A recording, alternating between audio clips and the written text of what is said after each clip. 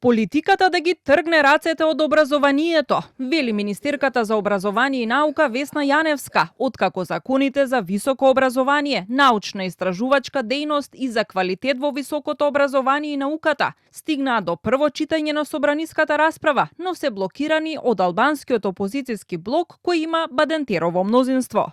Бадентерот е уставна одредба, но дека не треба да се злоупотребува како што имало случаи во минатото и постојано тврдам дека политиката треба да ги тргне рацете од образованието и тоа е точно. Да, точно сум кажала дека лично сметам дека во овие три закони кои се предадени во собранието нема нешто што би можело да пречи за да бидат изгласани и со Бадентер, како што е редот.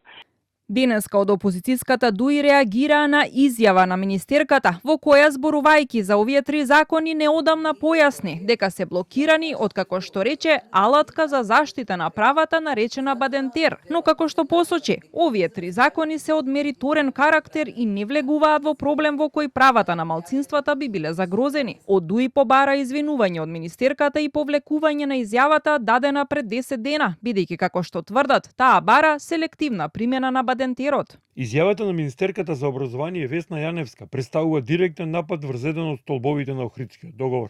Јаневска го нарекува Бадентер алатка. Бара тој да не се применува таму каде што таа и владата сметаат дека не треба. Уставот не и дава такво право.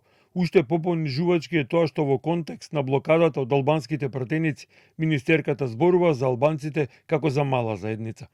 Јаневска ги негира обвинувањата на ДУИ дека ја нарекла албанската заедница во државава мала и според неа реакцијата е избрзана. Таа дополни дека очекува кон крајот на август да биде свикана собраниската седница на која ќе продолжи расправата за законите.